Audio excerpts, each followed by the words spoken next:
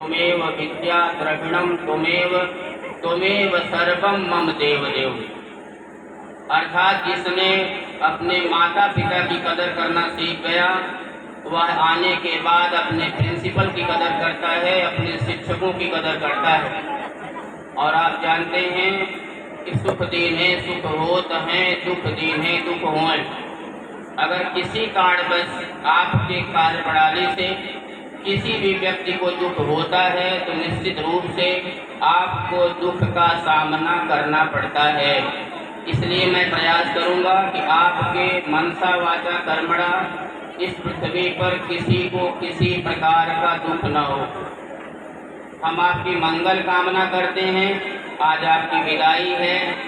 सर्वे भवन्तु सुखिनः, सर्वे सन्तु निरामयाः, सर्वे भद्राणि पश्यन्तु मा कश्चित् दुःखभाग् भवेत्। इस भाव से हम आपका इस सुंदर सुरम्य वातावरण में हार्दिक स्वागत अभिनंदन वंदन करते हैं। और हम चाहते हैं कि आप लोग उत्तरोत्तर अपने जीवन में प्रगति करें।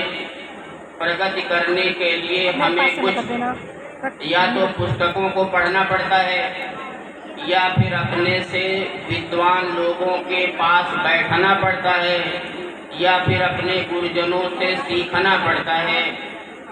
तो पढ़ाई के 3 माध्यम मैं कई बार आपको बता चुका हूँ। सुन करके, देख करके और किताबों में पढ़ करके। जोर से बोलिए, किताबों में पढ़ करके। पढ़ाई के 3 माध्यम हैं, क्योंकि आज मेरी योग्यता का जो फल आपको मिलना था यहाँ तक मिल गया है। अब इसके बाद कोई दूसरा प्रिंसिपल होगा, कोई दूसरा शिक्षक होगा, कोई दूसरा गाइडलाइन होगा, कोई दूसरा कोच होगा। लेकिन जितना मैंने आपको सिखाने का काम किया है, अगर उसमें से आप ज़्यादा नहीं 50% भी अपने जीवन में उतारेंगे तो आने वाला समाज, आने वाला समय आपका वैसे ही सम्मान करेगा जैसे आज ईश्वर की कृपा और माँ बाप की कृपा से और आप लोगों के सहयोग से, अभिभावकों के आशीर्वाद से आज हमें प्राप्त हो रहा है, वैसे ही आपको भी प्राप्त होगा। ये मेरी शुभकामना आपके साथ है। क्योंकि जैसा गुरु वैसा शिष्य होना ऐसा माना गया है। जैसा पिता वैसा बेटा होना ऐसा माना गया है। जैसी माँ वैसी बेटी होना माना गया है। तो अगर ऐसा माना गया है कि सिद्धम है, सिद्धांत बन चुका है, तो सिद्धांत में विज्ञान वाले जानते हैं कोई परिवर्तन, सिद्धांत में तो कोई परिवर्तन होता ही नहीं है। इसलिए आप इस सिद्धम मानिए, उसे उसमें कोई संशोधन नहीं हो सकता है। 2-3 कहानियां मैं आपके लिए लाया हूँ। उस कहानियों को सुनिए ही नहीं। प्लेटो एक शिष्य था। सुकरात के शिष्य का नाम था प्लेटो। क्या नाम था? प्लेटो। प्लेटो ऐसा शिष्य था। ए भाई चाय बंद करो, ये शुरू हो गए नाटक करने। प्लेटो एक ऐसा शिष्य था, उसके गुरुजी जो भी कहते थे उसे अक्षरशः याद हो जाता था। उसे किताब छूने की, कलम से लिखने की कोई आवश्यकता नहीं पड़ती थी।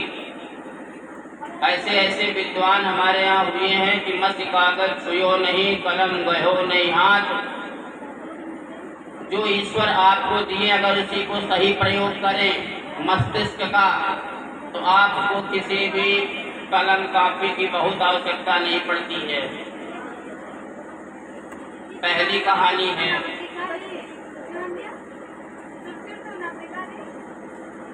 कि जो फर्श में पत्थर लगाया जाता वो भी पत्थर ही होता है, वो भी मार्बल ही होता है। क्या कहा मैंने? फर्श में लगने वाला पत्थर भी मार्बल ही होता है और मूर्ति बनने वाला पत्थर भी मार्बल ही होता है।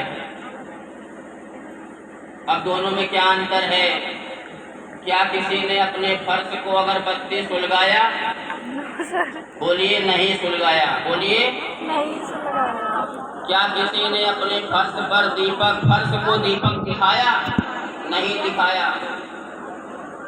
तो एक बार फर्श के पत्थर ने मूर्ति के पत्थर से पूछा कि बताओ, मैं भी पत्थर हूँ और तुम भी पत्थर हो, क्यों तुम्हें अगरबत्ती सुलगाई जाती है, चंदन लगाया जाता है, दीपक दिखाया जाता है?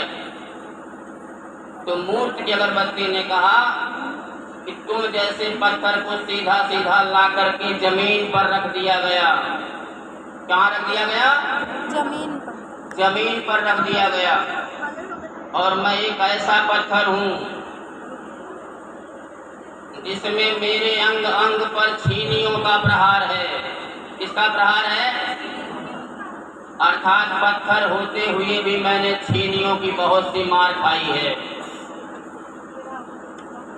इतना मार खाया हूँ कि आंख पर, दांत पर, मुंह पर, जिह्वा पर उस आर्टिस्ट ने कहीं नहीं छोड़ा जहां न मारा हो। अर्थात मैंने कठिनाइयों का सामना किया है, इसलिए मेरी पूजा होती है। और तुमने एक भी छीनी का मार नहीं सहा है, इसलिए तुम्हारी पूजा नहीं होती है। वैसे विद्यार्थी आप लोग भी हो। किसी माँ बाप ने पैदा किया और किसी गुरु जी ने पढ़ाने का काम किया, लेकिन आपको पिटाई करने से वो डरा तो आप वैसे इंसान बन के चले जाओगे, आपकी मूर्ति बनने का मौका नहीं मिलेगा। जब तक अच्छे शिक्षक अच्छे विद्यार्थियों के पल पल की खबर नहीं रखते, जब तक एक पिता अपने पुत्र का देख रेख नहीं करता, एक माँ अपनी बेटी का देख रेख नहीं करती, तब तक उस परिवार में अच्छे नागरिक का जन्म नहीं होता है। जन्म तो हो जाता है बट अच्छे नागरिक बनते नहीं। शायद मैं इस दायित्व को निभाने में, आपको अच्छा नागरिक बनाने में कोई भी कसर नहीं छोड़ा हूँ। लगता है किसी को 2 साल आए हुआ होगा, किसी को 4 साल आए होगा, किसी को 6 साल आए हुआ होगा, किसी को 12 साल यहाँ पढ़ते हो गया है। मैं किसी से ईर्ष्या नहीं करता, क्योंकि मुझे ईर्ष्या करने का टाइम नहीं है। मैं सबसे प्रेम करता हूँ, लेकिन जिसके जितने गुण हैं उतने से ही प्रेम करता हूँ, और मैं अवगुण से प्रेम नहीं करता हूँ। जब भी तुम अच्छा काम करते हो, जब भी तुम कोई अच्छा काम करते हो तो मैं आपके साथ दौड़ने का काम करता हूँ, और जब भी खराब काम करते हो तो पीटने में 1 सेकंड का देर नहीं लगाता हूँ, क्योंकि हमारा चाहे इस जन्म का कर्म हो, चाहे उस जन्म का कर्म हो, चाहे माता पिता का आदेश हो। छोटी सी लघु कथा बताऊँ आपको मैं कि जब इस विद्यालय को मैं खोलने जा रहा था तो मेरी माँ जी ने कहा कि भैया स्कूल चलाना बहुत छोटा काम नहीं है, कोई बिजनेस कर लो, नौकरी कर लो। लेकिन मैंने ठान लिया था कि मुझे बच्चों को अच्छी शिक्षा दे करके योग्य नागरिकों को आगे बढ़ाना है। मैंने अपनी माता से इस बात को रखा कि मैंने ठान लिया मुझे शिक्षक बनना है, क्योंकि जब मैं इंटर में पढ़ रहा था तो मेरे गुरुजी ने मुझे टीचर बना के नाटक करवाया था मुझसे, और मैं टीचर बना था उस नाटक में। तो मैंने कहा कि मेरे भविष्य में माताजी शिक्षक ही बनना है। उन्होंने फिर घबराई, कहीं अकबरपुर जैसे शहर में न अपनी जमीन है, न अपना कुछ है, न कोई अपना है, कैसे स्कूल चलाओगे वहाँ पे। मैंने कहा आपका आशीर्वाद तो मेरे साथ है ना।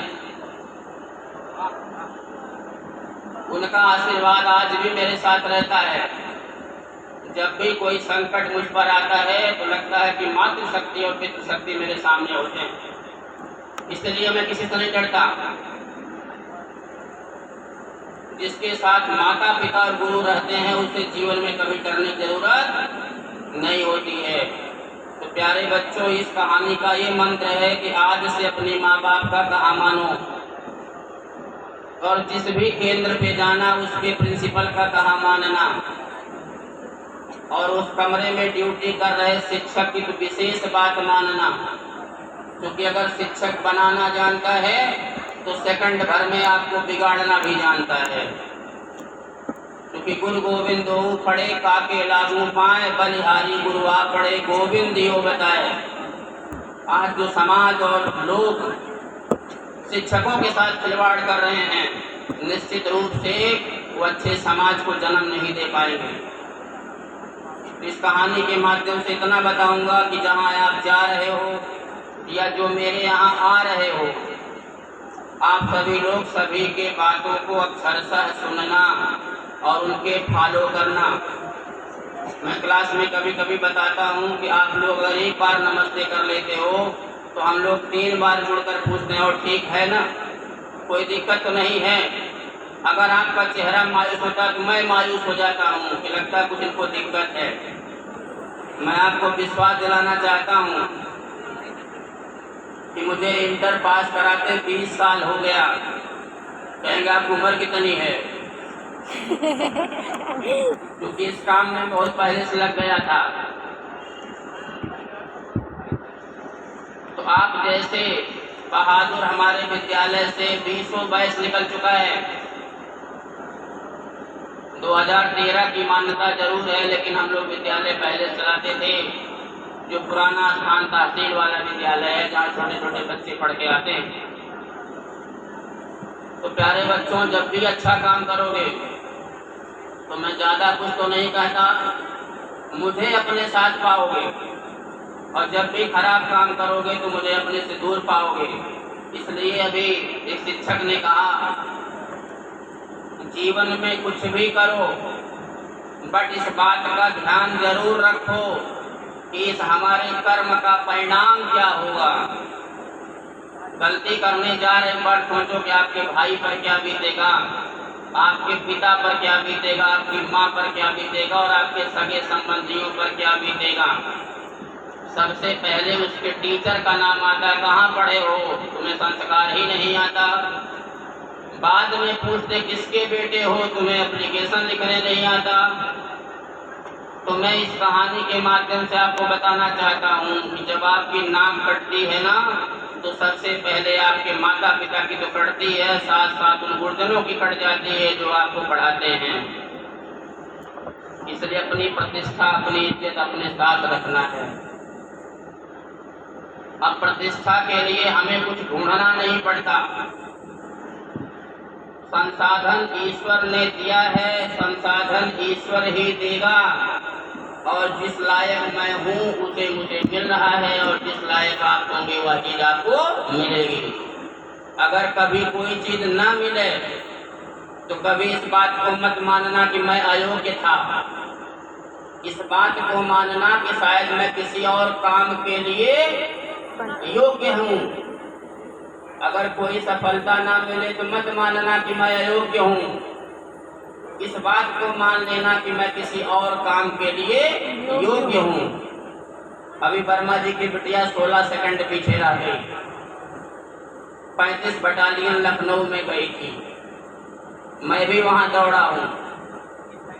जब से मैं हाई स्कूल पास हुआ तब से खूब नौकरी ढूंढा, और नौकरी वाले हमसे कहते थे कुछ और कर लो। Amethi BRO, Allahabad JRO, 35 battalion PSC। मुझे सेना में जाने की बड़ी शौक थी। मैं और मेरे मित्र ब्रजेश यादव जी दौड़ लगाते थे साथ में। वो दोनों मीटिंग दौड़ते थे, मैं एक मीटिंग दौड़ता था। वो रिटायर होके आ गए। अगर शायद मैं भी नौकरी करता तब तक रिटायर होके आ गया होता। लेकिन मैंने नौकरी करना इसलिए नहीं पसंद किया कि मुझे नौकरी करने वाला बनाना है, और ऐसा नागरिक बने जो औरों को नौकरी दे सके। नौकरी करके कुछ नहीं कर पाओगे, नौकरी देकर कुछ कर पाओगे। इसलिए अपनी सोच ऊंची रखो। Simple living and high thinking provides a good stage. सादा जीवन उच्च विचार व्यक्ति को उच्चतम स्थान देता है। As my prime minister Mr. Narendra Modi, simple living and high thinking is providing him everything which he wants, which he wanted नहीं, which he wants. अभी क्या बोले थे किसी ने? जो वो चाहते हैं वो कर लेते हैं और बड़ों बड़ों को अपने कब्जे में कर लेते हैं। ऐसे नहीं। तो हमें अच्छे लोगों से सीखना है, गलत लोगों का बहिष्कार करना है। अगर आप गलत लोगों को स्वीकार करोगे, एक गलत नागरिक एक समाज को बर्बाद कर देता है। तो प्यारे बच्चों, आज मैं आपसे इसलिए कुछ कहने के लिए बुलाया हूँ। जब से आप यहाँ आए हो, देख रहे हो कि प्रतिदिन आपका विद्यालय नई नई ऊंचाइयाँ छूता है, लेकिन मैं कभी नहीं किसी से कहता कि सीमेंट कम लगा देना, सरिया कम डाल देना या पीओपी मत लगाना। यहाँ तक कि मैं टाइल्स भी मंगवा के रखा हूँ इन कमरों में लगवाने के लिए। यही मेरा सब कुछ है। अगर अच्छा विद्यालय होगा तो अच्छे नागरिक होंगे, और अगर अच्छे नागरिक होंगे इस समाज में नई दिशा और दशा देने का काम करेंगे। तो आप सभी लोगों को मैंने इसीलिए बुलाया है कि कभी भी असंभव को संभव करने की अगर कोई ताकत है तो युवाओं में है, युवा शक्ति में है। और आप इस समय युवा हैं। अब आप मुझे परिचय नहीं है, आपको अपने हित अनहित की पता है। अगर इतने लोग हम लोगों से कुछ भी सीख के जा रहे हों, अगर एक भी खड़ा हो गया तो मेरी मेहनत का फल आपको मिल जाएगा। कभी कभी इतना थक जाता हूँ, घुटने में दर्द होती है, शरीर में दर्द होता है। एक दिन मैंने लड़कियों को कहानी सुना रहा था कि लाइफ क्या है, कराहते हुए सो जाओ यही लाइफ है। कैसे सो जाओ? इतना मेहनत करो कि कराहते हुए सो जाओ यही लाइफ है। किसी के विषय में कुछ मत सोचो, अपने विषय में दर्द सोचो। होती है तो क्या करती है? किसी के विषय में कुछ मत सोचो, सिर्फ और सिर्फ अपने विषय में सोचो। किसी ने ठीक ही कहा है, किसी ने ठीक ही कहा है, सबसे बड़ा रोग, कहो सबसे बड़ा रोग, जोर से बोलो पीछे वाले, सबसे बड़ा रोग, सबसे बड़ा रोग सबसे बड़ा रोग, क्या कहेंगे लोग, क्या कहेंगे लोग। सही बात। इसी डर के मारे हम किसी से कुछ नहीं कहते, क्या कहेंगे लोग। अरे लोगों का काम है कुछ ना कुछ कहना। एक दिन मुझे गुस्सा आई, हमने कहा विदाई समारोह नहीं होगा, तो मैंने कहा क्या कहेंगे लोग। आप लोग कहे हम साड़ी पहन के आएंगे, हमने कहा नहीं आने देंगे। मेरी बिटिया ने कहा क्या कहेंगे लोग, तो कहे कहने तुम गई थी? तुम गई थी? कहे आप दुष्टों को पीटते हैं, क्या कहेंगे लोग। हम कहे कहने को जो कहते हैं। तो सबसे बड़ा रोग क्या कहते हैं लोग? इसको निकाल दो माइंड से। कहने वाले तो कुछ ना कुछ कहेंगे ही, लेकिन जो हम लोग कह रहे हैं, जो आपके माता पिता कह रहे हैं, उनकी बात को जरूर सुनो,